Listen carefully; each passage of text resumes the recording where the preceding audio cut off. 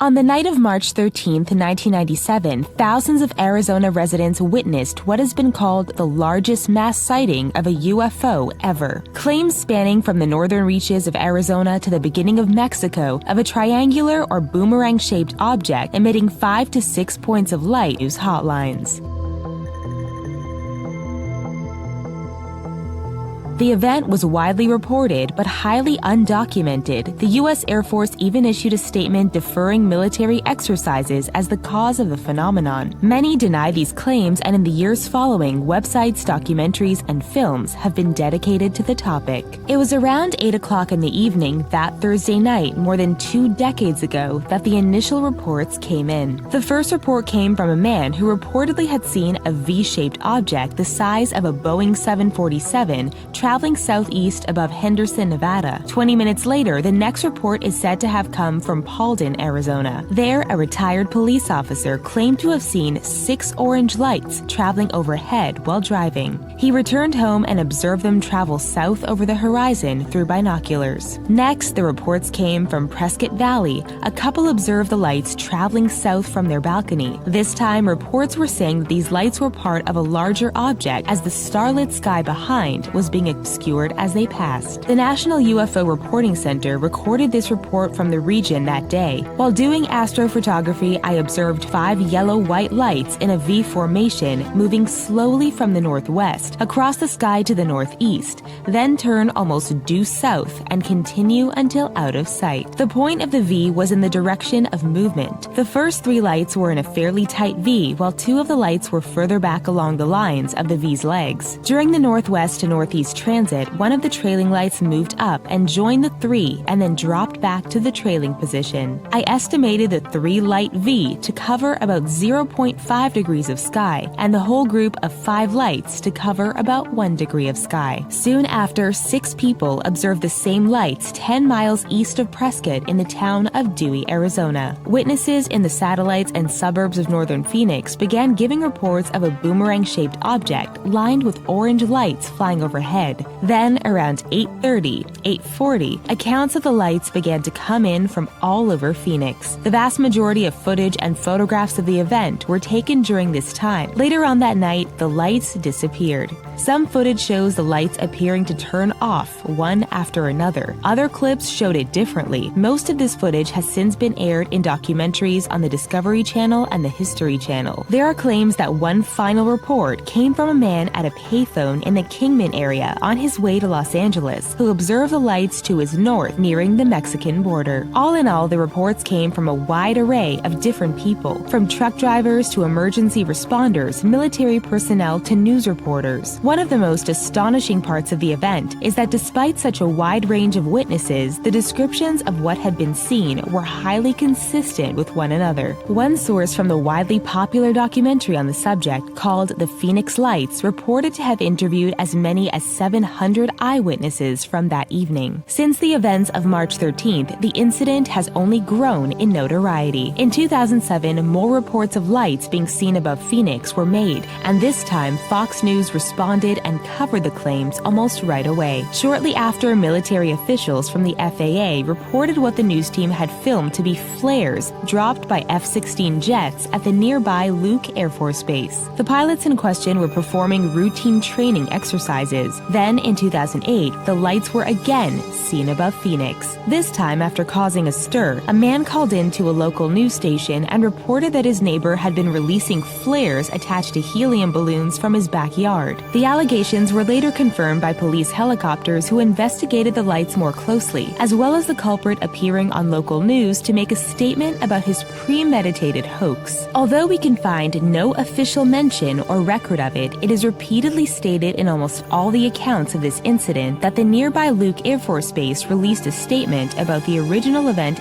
days later. Although they apparently initially denied involvement in or the actuality of the Phoenix Lights event ever occurring, they later explained the lights as part of Operation Snowbird. Allegedly, the operation was the relocation of 5 A-10 Warthog attack planes from a base in northern Arizona to Nellis Air Force Base near Las Vegas. During the exercise, the A-10s released flares which, while burning slowly, slowly descend to the ground by way of parachute. After the Phoenix Lights incident, Arizona Governor Fife Symington went as far as to have an aide dressed in an alien costume come on stage during a press conference. A joke aimed at the controversy that arose over the events.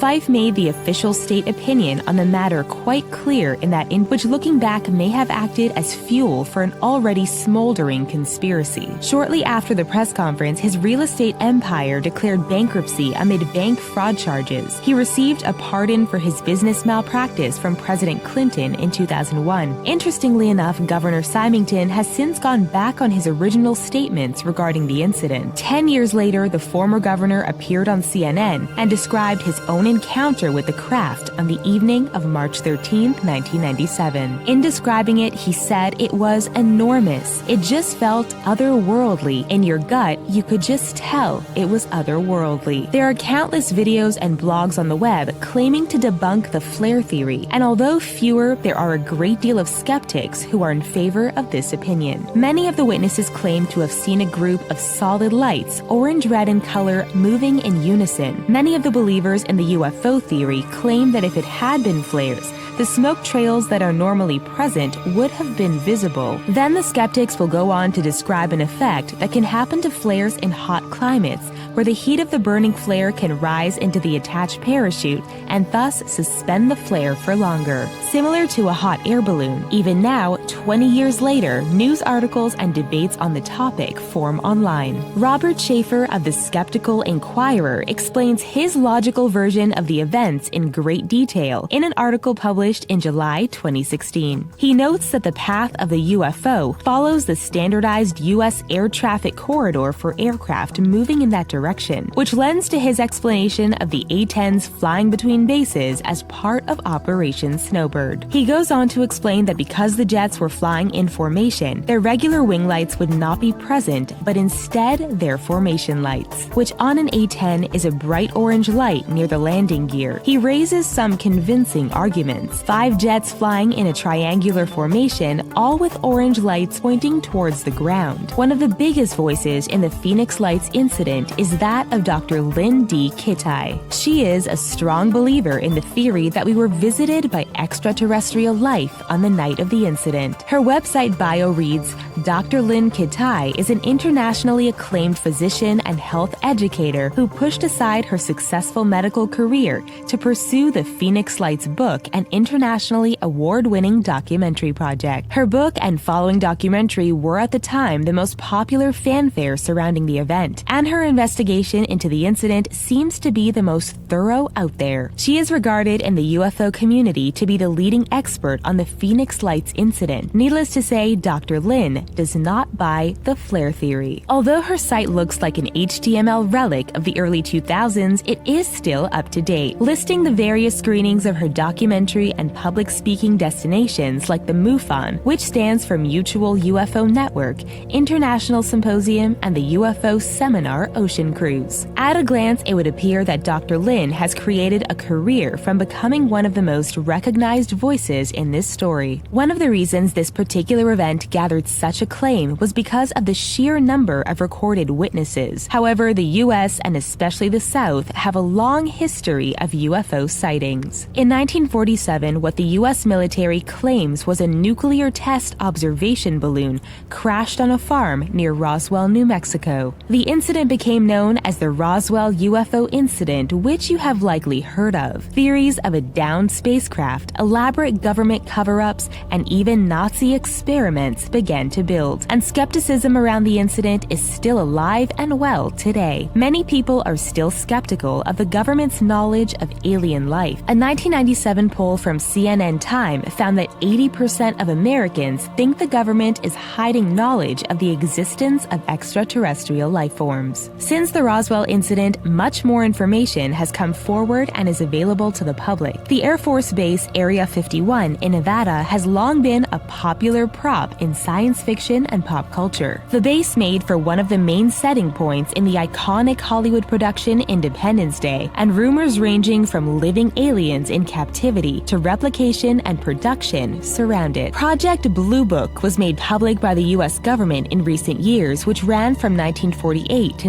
1969. During that time, U.S. Air Force personnel collected, cataloged, and investigated UFO reports from around the country. In all, they cataloged 12,618 reports. In their final report, however, they stated, "No UFO reported, investigated, and evaluated by the Air Force has ever given any indication of threat to our national security. Of the 12,000 recorded incidents, 700 or more of the observed remained unidentified or unexplained occurrences." In 2017, the New York Times broke a story on the U.S. Department of Defense's Advanced Aerospace Threat Identification Program, a $22 million annually funded program that ran from 2007 to 2012. The program, which was largely formed and backed by Nevada Democrat Harry Reid, researched aerospace technologies primarily, but also did research on reports of aircraft that seemed to move at very high velocities with no visible signs of propulsion, or that hovered with no apparent means of lift. The same program released a video filmed from a US FA-18 Super Hornet of what appears to be an oval-shaped craft traveling at extremely high speeds at near perfect uniform altitude. Another video filmed in 2004 by a US FA-18F pilot shows what appears to be the same type of craft from a greater distance. And these are just some of the most recent and better reported incidents. Science fiction and the idea of extraterrestrial life is not a new idea. The mystery that surrounds our ideas of science fiction creates a fascination for many. Thousands, if not millions of books, films, toys, and more have been created embodying our ideas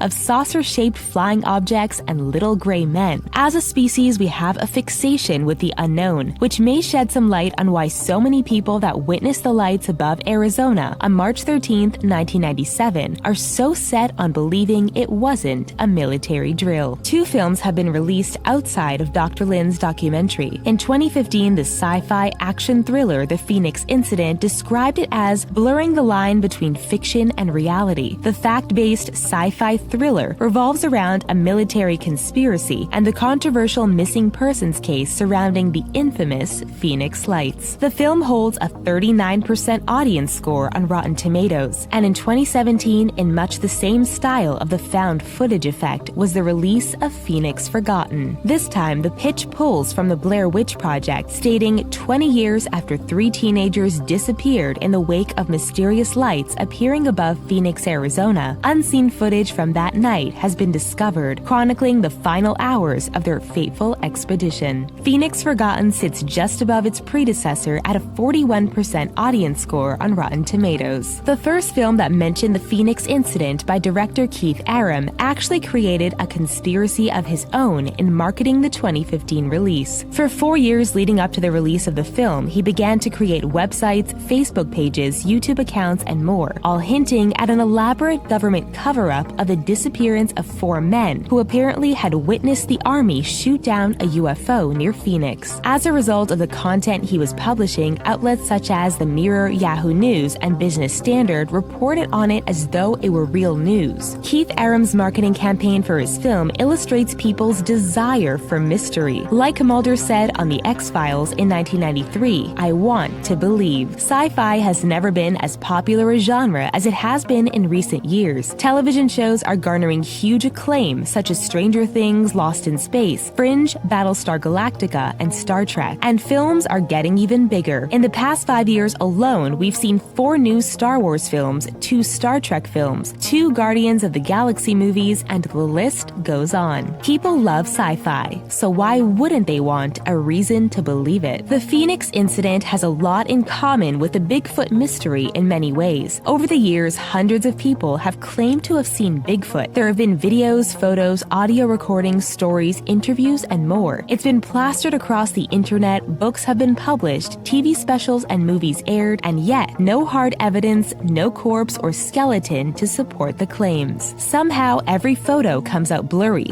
but the myth doesn't die. Whether the hundreds to thousands of people that claim to have seen a V-shaped object drifting across the night sky with lights glaring down at the Earth was an extraterrestrial craft, or simply a squadron of military jets performing a routine military exercise, causing confusion to the untrained civilian eye. This will likely never be answered for many. The believer of hard evidence can brush the incident off as a military operation it very well could have been, and the believer of the visit from an interstellar vessel undoubtedly trusts their own eyes. They most likely will never be satisfied until proven right. So for now, we wait, and perhaps our otherworldly friends will decide to visit again in the light of day. Do you believe an otherworldly craft visited us that night, or do people simply desire to believe? What is your take on the event? Let us know if we've missed an angle on this story or if you have your own theory.